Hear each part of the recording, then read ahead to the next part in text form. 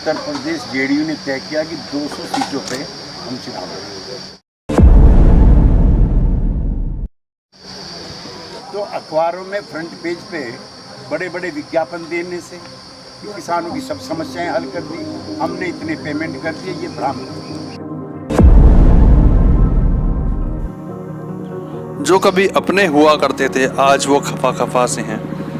हापुड़ पहुंचे केसी त्यागी की बातों से तो यही लग रहा है जेडीयू नेता केसी त्यागी ने जिस तरीके से बीजेपी सरकार पर कटाक्ष किए, उनको सुनने के बाद तो यही अंदेशा लगाया जा सकता है कि बीजेपी के साथ एनडीए का घटक दल आज उससे कहीं खफा नजर आ रहा है। वर्तमान सरकार की नीतियों को लेकर उन्होंने जो कुछ भी कहा उन बातों से यही लगता है। आइए जानते हैं क्या कहा केसी त्यागी। हम चाहते हैं, हम पहले भी हमारे एमएलए रहे हैं, एमपी रहे हैं, मिनिस्टर उत्तर प्रदेश में एनडीए के साथ, और हम चाहते हैं कि फिर एनडीए बने पहले की तरह तर्ज पे और फिर चुनाव जीते। लेकिन अगर एनडीए में हमें सम्मानजनक तरीके से स्थान नहीं मिलता है तो उत्तर प्रदेश जेडीयू ने तय किया कि 200 सीटों पे हम चुनाव लड़ेंगे।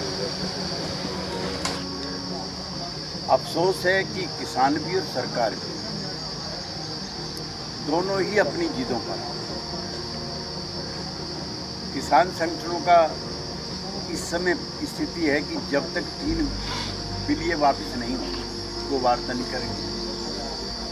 भारत सरकार और नरेंद्र तोमर जी कह चुके हैं कि वार्ता होगी लेकिन हम इनको रद्द नहीं करेंगे। तो ये एक तनाव की स्थिति किसान संगठनों के और सरकार के बीच में बनी हुई।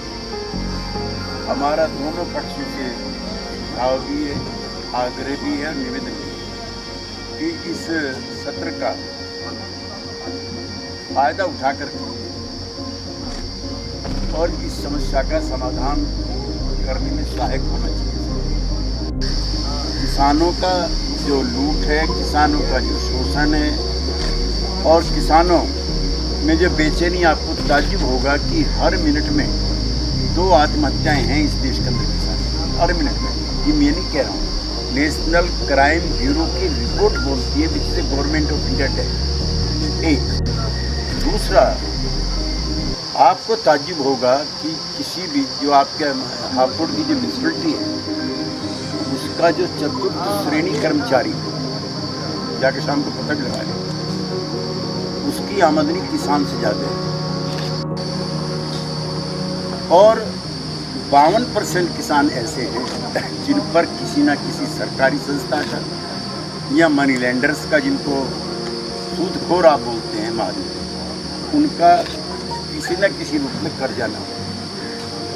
इसकी वजह से ही ये आत्महत्याएं दिन पे दिन बढ़ती जा रही हैं। चौथा, 25 रुपये के लगभग पिछले 6 महीनों में डीजल के दाम बढ़ चुके, पेट्रोल के दाम बढ़ चुके, बिजली दुगनी हो गई, इंसेक्टिसाइड बढ़ गया, पेस्टिसाइड बढ़ गया है, फर्टिलाइजर के दाम बढ़ गए हैं। लिहाजा किसानों के भी फसलों के दाम बढ़ने चाहिए। कायदे में जो डॉक्टर स्वामीनाथन आयोग बना था उसके मुताबिक ये नहीं है। क्या कोई भी कहता रहे, हम तो सरकार के हिस्से हैं, हम भी मानते हैं कि नहीं। और अब जिस तरह से महंगाई बढ़ी है, किसानों के इनपुट्स के दाम बढ़े हैं, उसके हिसाब से ये नाकाफ़ी हो गया है जो मिनिमम सपोर्ट प्राइस। इसलिए हम लाभकारी मूल्य दिया जाए, इसकी मांग करते हैं।